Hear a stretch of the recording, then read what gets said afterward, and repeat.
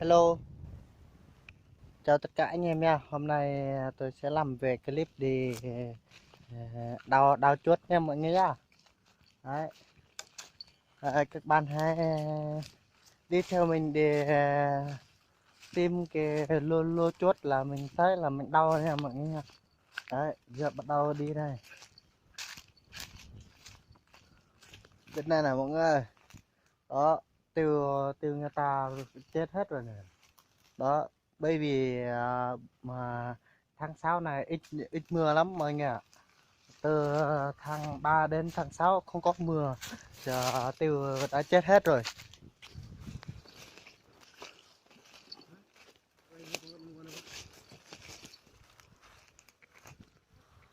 Nè. Ừ. Cắt vặn Một cái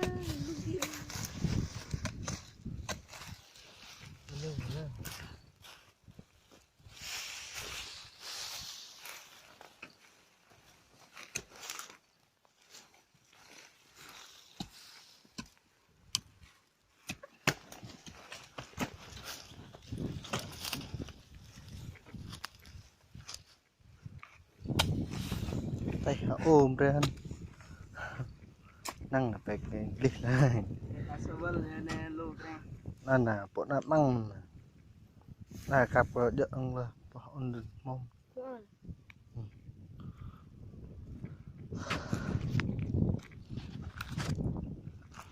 tutup lagi.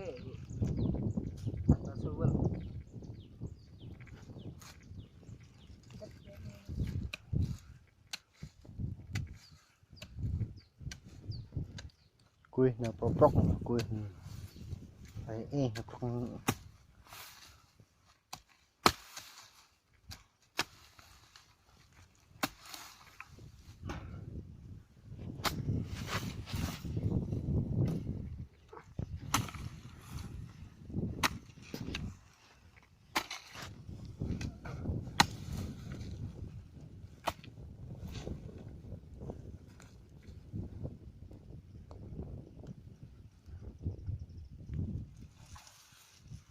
Itu nih kan.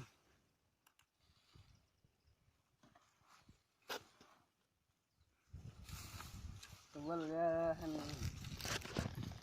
Anak gitar kan. Là bên này, nó cốt nệ nhựa. Là cùn được.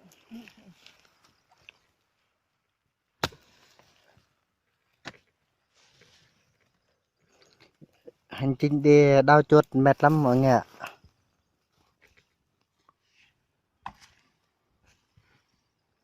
Đây là hang của nó này. Đấy. Đây là hang con chuột nha.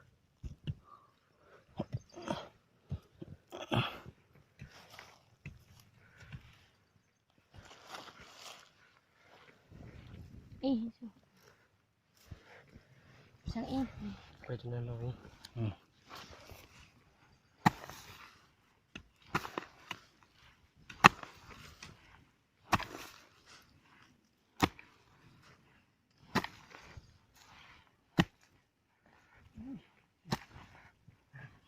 Sao nó thâu quá vậy ta?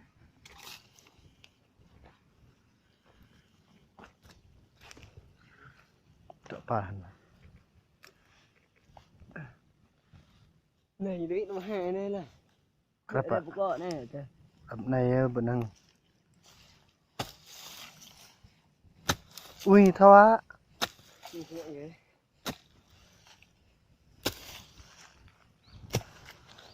Ui nè. Cái bộ vắc lạ được à? Được.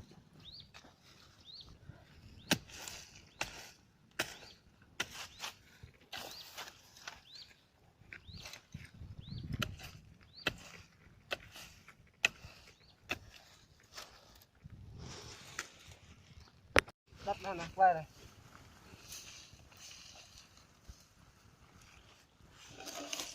Ra. Đợi. Mạnh như thế. Đúng rồi đây. Rồi.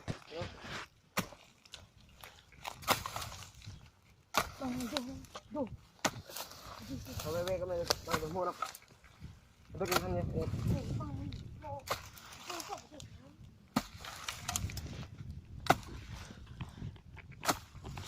Đây hoắc cái này.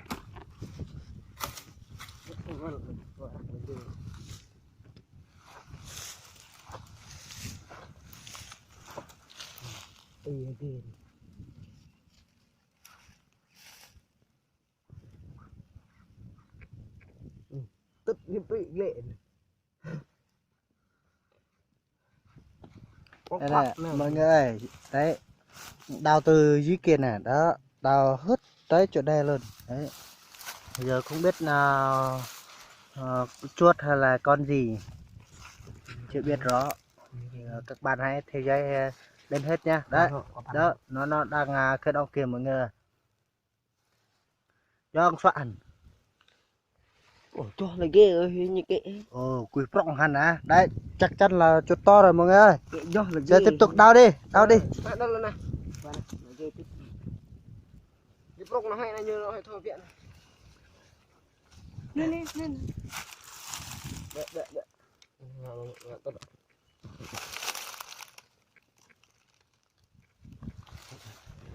Tệ là ghê rồi. Rồi qua tay luôn. Đây này. Nang hen. To như cái. Nang kia. Rồi. Rồi này.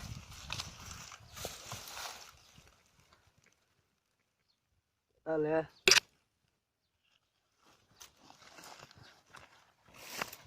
Thật rồi. Đây nọ rồi. Đây nè.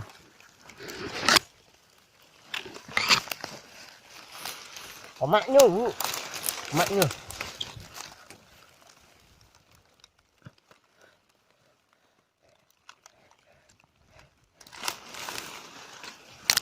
Đây Bắt được rồi. con. Chắc là hết rồi. Đây này, chuột to này mọi người ơi. Đấy. Cái này là gọi là chuột khủng lồ nha mọi người à. Ai. Được một con thế. Ôn nó các này tôi ôn. Lịch nó bao tháng tôi.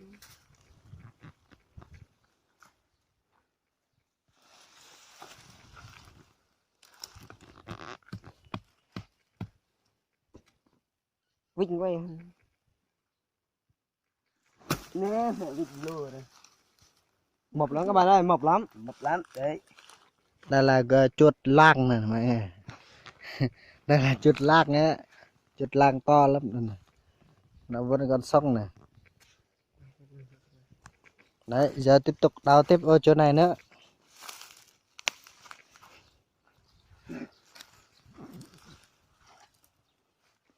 Ngộ thế đó. Ok. Ôn.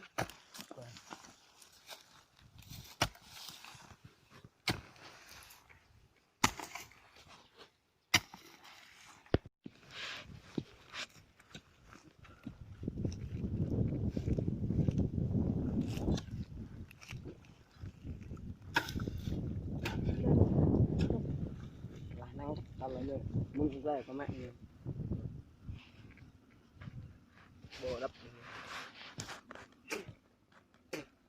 Qua ta ơn có cái hoắc nên sạc là vứt như đâm mà ngàn rồi.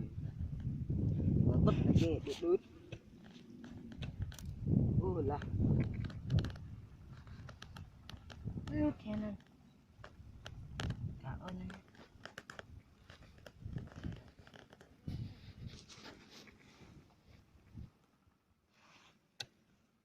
Chồng cho thích nhé. Này. Thằng cứ cọ cả đi thôi.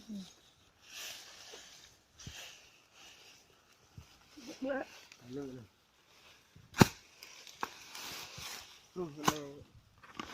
Đó.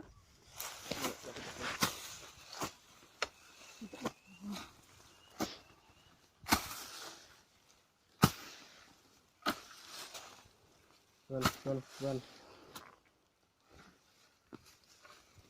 đây này mọi người hang chốt đây này đó.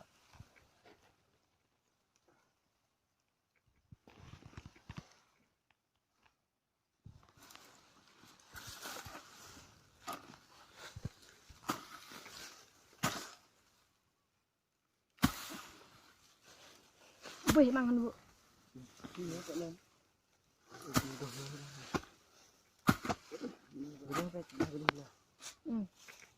Hẳn là tí gì. Ừ.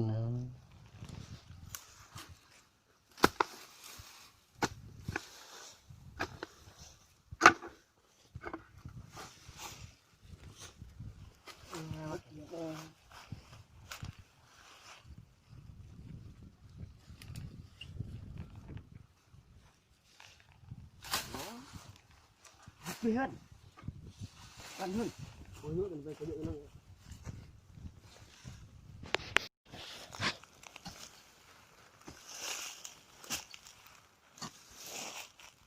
mít gì lè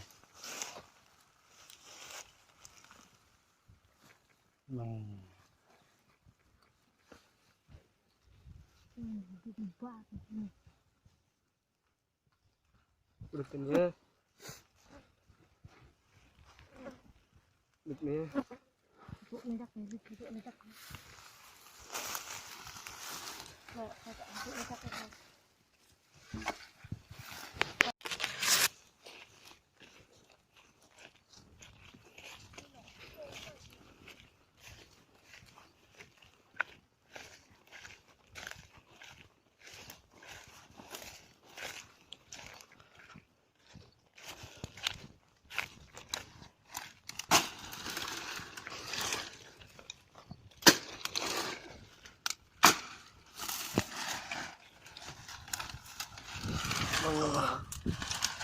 Tahan rồi.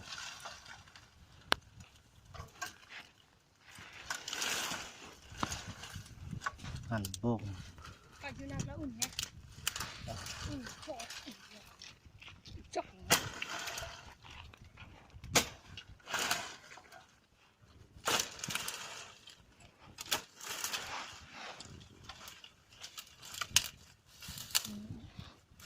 Beli vậy.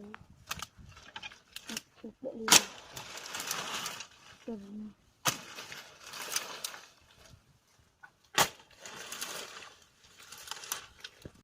Chào tất cả anh em nha. Giờ dừng lại clip rồi anh em ạ. Đó, đây này được con thôi. Là đi đào chốt, làm clip đi đào chốt là vất vả lắm, không đào nhiêu được. Mong các bạn thông cảm cho nha. Nếu các bạn thấy hay và like cho mình nha, chia sẻ tất cả mọi người để biết ủng hộ cho mình nha. Bye bye mọi người. bye.